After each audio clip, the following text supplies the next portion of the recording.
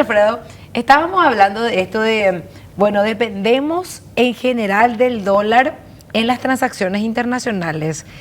Y esto que está haciendo Estados Unidos con Horacio Cartes y otros miembros del grupo Cartes nos demuestra el enorme poder que tiene un país en, si quiere hundir a alguien, sacarlo del sistema o si quiere ayudarlo, apoyarlo. No estamos haciendo juicio de valor, estamos tratando de entender nomás cómo funciona el sistema. Pero ¿qué sucede cuando hay países que dicen, yo no quiero más ser parte de esto, no quiero alimentar el poder de los Estados Unidos, me quiero independizar y tener transacciones en otras monedas? Como el caso que hablábamos de Brasil con China.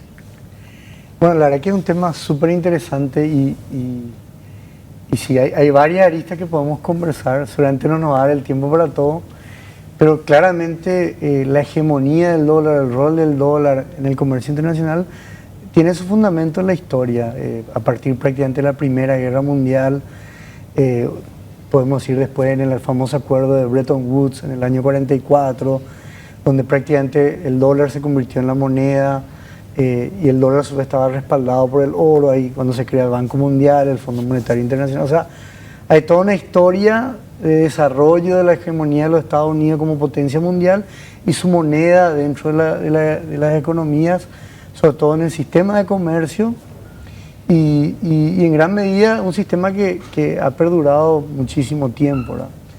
Entonces, es muy difícil, digamos, de repente decir, ¿sabes qué? Terminó la hegemonía del dólar. Como vos mencionás, por supuesto que ante las crisis geopolíticas, muchas veces, o muchos países, el caso por ejemplo de Rusia, últimamente con la invasión a Ucrania, Irán, etcétera, que han sentido el impacto de las sanciones económicas. El caso de Irán, por ejemplo, haber sido excluido totalmente del dólar, digamos, por supuesto que le ha afectado tremendamente en su economía.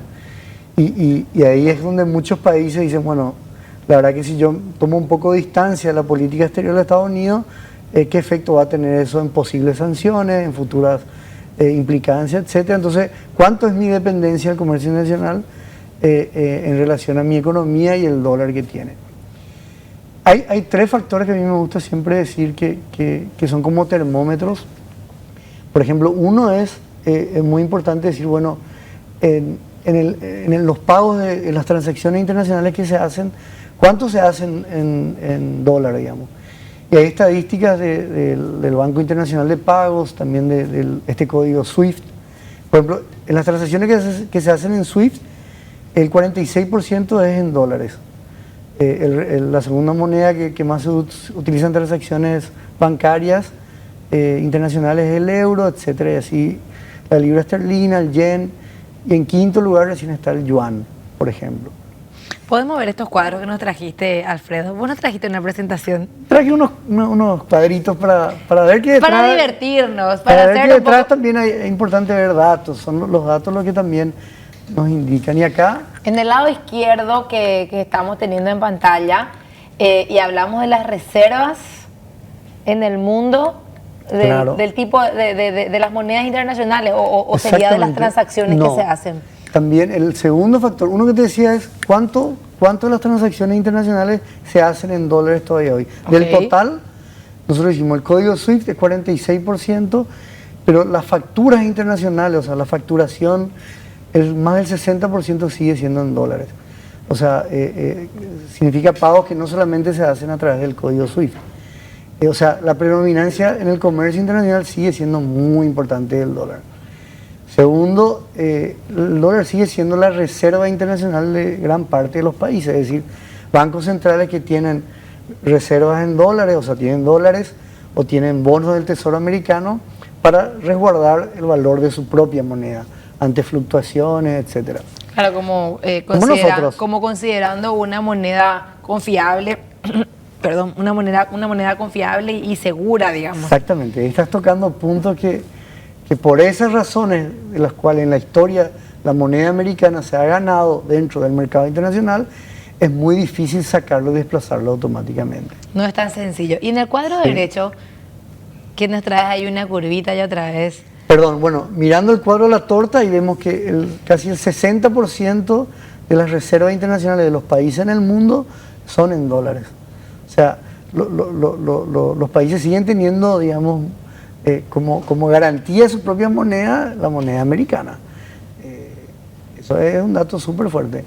El segundo es un cuadro que te muestra la predominancia del dólar. Por ejemplo, ahí tenés, te dice los pagamentos del SWIFT, que es el último cuadrito, un 46%, la facturación en el intercambio, en el comercio internacional es casi del 50%, las reservas 60%, las transacciones, el volumen de transacción en dólares, digamos, es más del 80%, y la economía americana dentro de la economía global tiene un peso de más del 20%.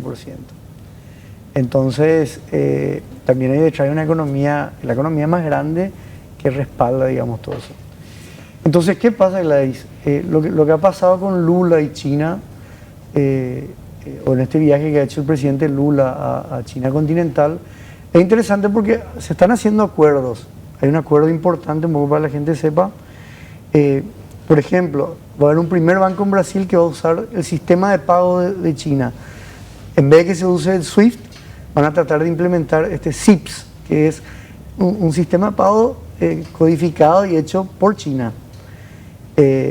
Otro segundo acuerdo sería de que China va a tratar de que haya una cámara compensatoria en Brasil.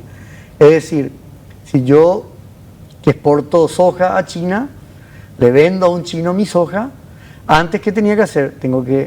O sea, el chino que me quiere comprar tiene que cambiar su yuan a dólares, pagarme a mí en dólares, y yo después tengo que cambiar mis dólares en reales.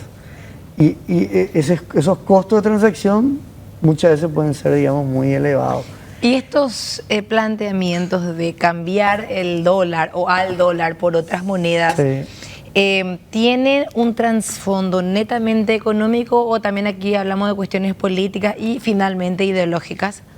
Tiene un poquito de trasfondo económico y tiene en gran medida un trasfondo geopolítico.